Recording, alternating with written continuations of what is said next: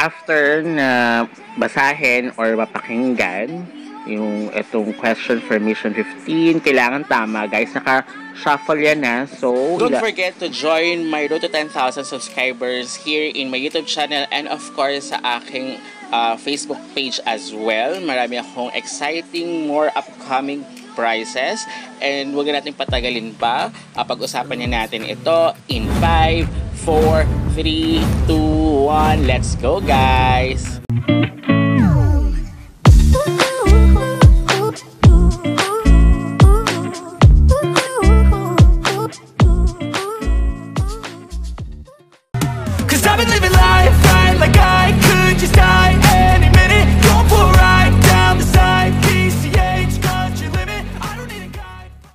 Hello everyone! Welcome back to my YouTube channel. This is Mansion. For today's video, i-update ko kayo regarding Supra Oracles. So, lumabas na yung Mission 11, guys. This is all about Web3. Ano bang randomness important regarding Web3, guys? So, every week siya naglalabas ng mission. So, that make sure na every week is masagutan nyo yung mga missions, guys, para makakuha kayo ng chest every week.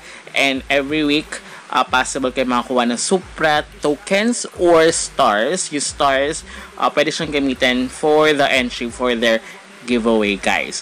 Pwede yung pakinggan or basahin. Of course, pwede nga na rin is pumunta na kagad sa mismong questions. But, of course, maganda rin siyang basahin para at least you have the knowledge regarding Web3 or sa mga missions nila, guys, para at least mas maintindihan nyo pa yung mga kung paano ba yung crypto, ano ba ginagawa nila, diba? So something like that, especially this one, Web3.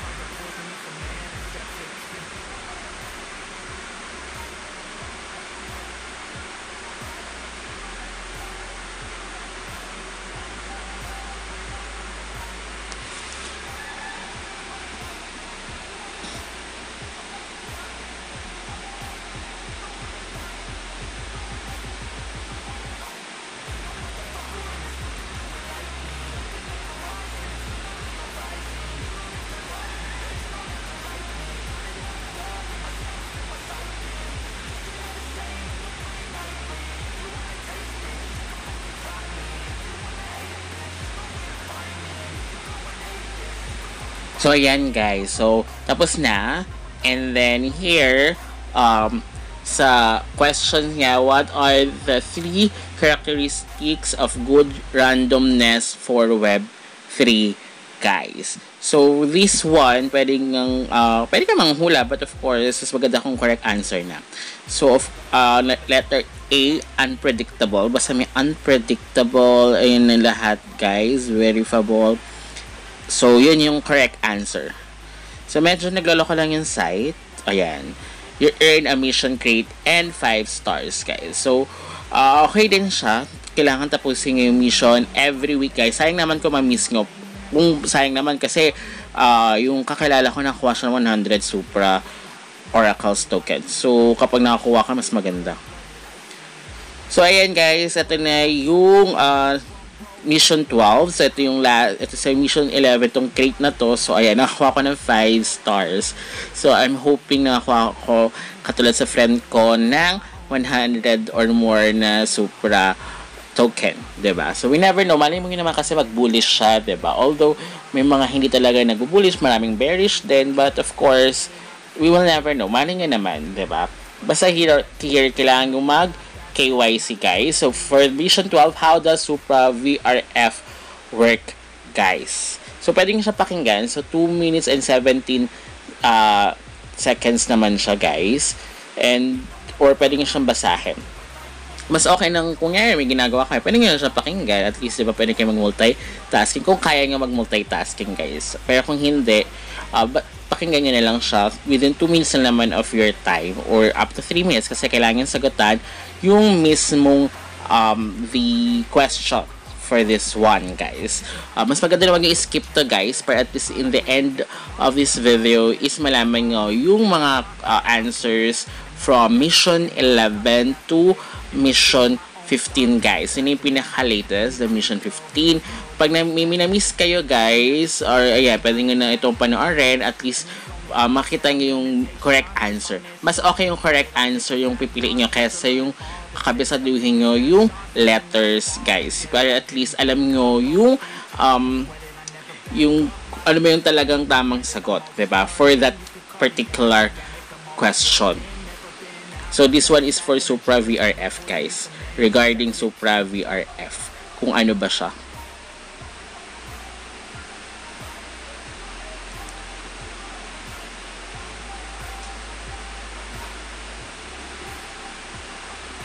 And nga pala, kailangan mag-KYC dito, guys. Para unlock nyo yung mga missions. Magawa nyo yung mga missions, guys. So, makakuha naman kayo once na nakapag-register kayo here at kapag KYC, makakuha kayo ng Supra token, guys. So, maswerte kayo kung ngayon nasa lag kayo every week makakuha ng puro Supra token, diba? Kasi once na talagang bullish siya, mas maganda, diba? Mas malaki yung makukuha nyo. So, ayan, patapos na yung ako kasi mas gusto kong pinapakinggan, guys. Para at least pwede kong makagawa ng ibang task, diba?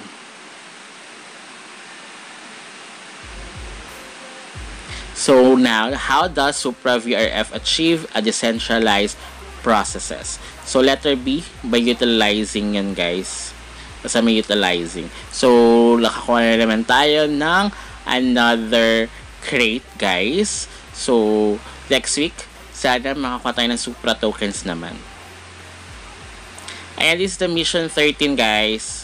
How does Supra verifiable random function make gaming better? Actually, this one, guys, nagbago sila ng strategy. So, dahil nga, diba, pwede nyo pa rin naman balikan. Kung nga, na-miss nyo yung last week, tapos kayo makakapag, so, pwede nyo pa rin kasing sagutan yung last week na mission. But, hindi na kayo makakuha ng crate for the last week mission. Ang makakuha nyo na is for this week mission para sa next week naman siya. But here, hindi nga na siya pwedeng, parang ginawa nila is para walang cheater. Parang gano'n, parang walang cheating. Random yung pwede. Kaya yung nasagot ko is letter B. Pero sa'yo is letter D siya. So, parang naka-random na yung mga pagpipilian.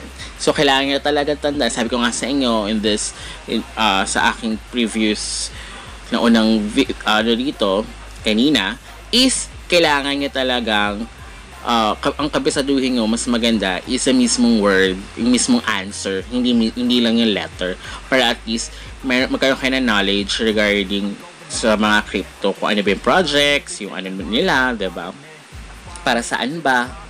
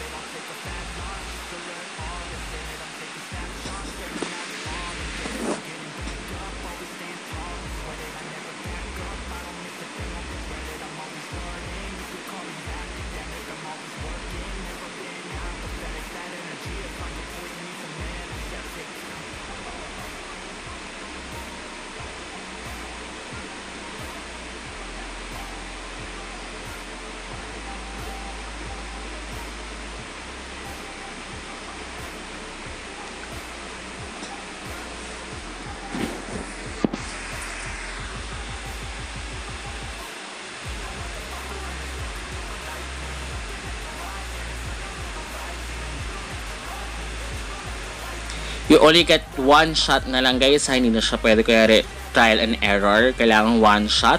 Ang kabisaduhin is the exact answer.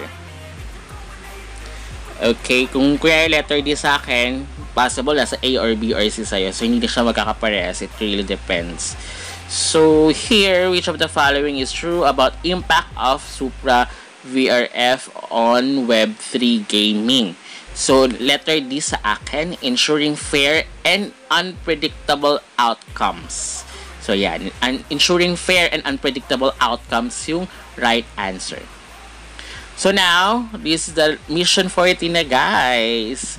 So, how does Supra utilize randomness? So, ito yung parang last week na mission na, diba, yung random, parang, sinasabi dito is parang anti-cheating, something like that. Hindi yung mga mga bots, something like that na hindi magkakaparehas. Kaya randomness. Kaya parang in the answer.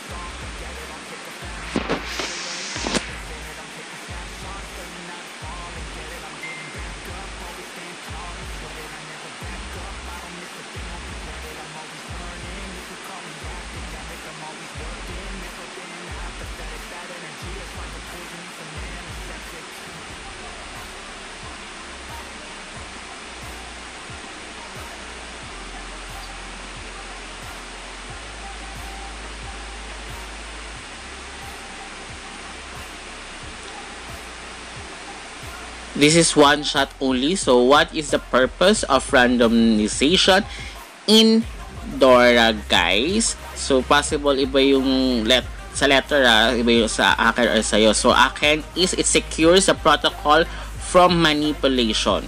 It secures the protocol from manipulation. Okay?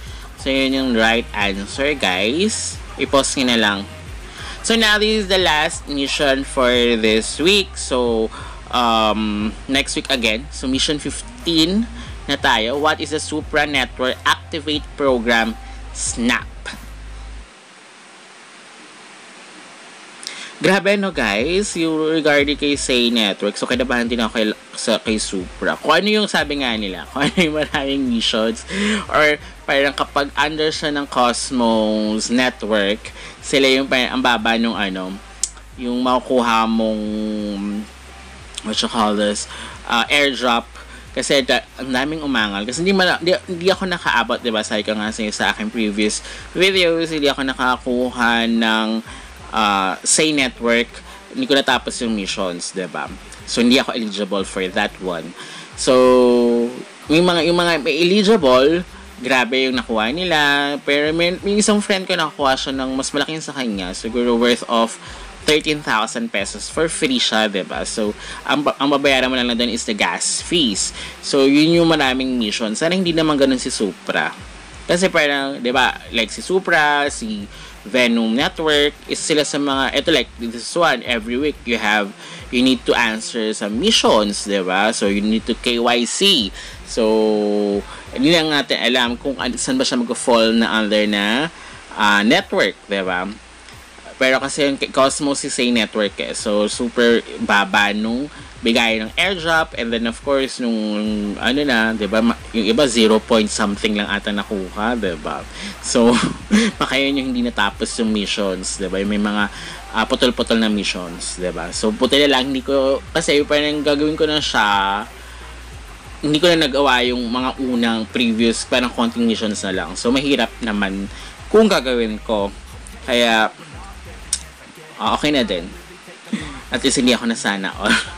Although may yung sa friend ko nga, worth 13,000. Yan for free, diba? Kung ganun, kung natatapos kayo, diba? Possible lang ganyan.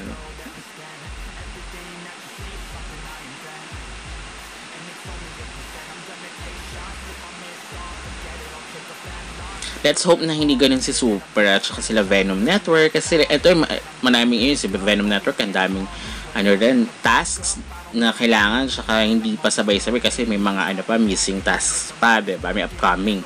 So, same here with Supra. So, how much discount does Snap offer the apps for the first 6 months? 100% guys, 100% off. So, possible na sa A or B or C siya. Basta 100% off ang hanapin nyo. Okay? Mismong words ang hanapin nyo guys ha, every mission. Kasi hindi na siya pare-parehas. Kaka-randomness na siya. Okay? And then, ayun, puro stars yung nakuha natin. Sana makakuha tayo ng swerte ng friend ko. Siya rin yung nakakuha ng malaki sa kay Say Network. Sana makakuha tayo ng Supra next week crate. So, don't forget to answer. Sayang din naman. So, just spare 2 minutes of your time. So, 2 days na lang ito bago per week naman siya, guys. So, kung nakalimutan mo siya kakalabas, pwede naman. Pero, I think mas maganda ata kung kakalabas pa lang is masagutan nyo na para maling makakuha kayo next week ng crate. Pero kasi randomness din kasi yun, guys. So, ayan, may mission 16 for lalabas siya 2 days from now. Diba? And then may mission 17. So, we don't know until kailan yung mga missions nila. But, basta answers lang, yun nga, dito kailangan ng KYC, diba? So, hindi kayo, para maiwasan yung mga bot kasi yun yung ni Supra. Parang yun yung kanilang project. And of course, may naman silang pag-giveaway. Hopefully, sana naman manalo tayo, diba? Itong win trip, diba? Worth $15,000. World, diba? So, iba yung nanalo. We don't know kung sana may mag-vlog yung pag nanalo sila sa kuha nila, diba? Para mas maganda, diba? So, pag nanalo ako ng trip around the world, my God, I will. So, don't forget to enter. So, after 30 days pa siya. So, trip around the world. So, yun ang gusto ko kaysa sa kotse. At least makapag around the world tayo, So, ayan. Worth $15,000. So, diba? Laki. Sana nga, diba? So, let's hope, let's pray na si Supra. Maganda naman kasi niya. Project ni Supra. And of course, diba? Yung kanyang mga investors as well. So, let's hope na mag-bullish siya. Guys, at maraming ipamigay na Supra token. So, until next time, guys. Goodbye!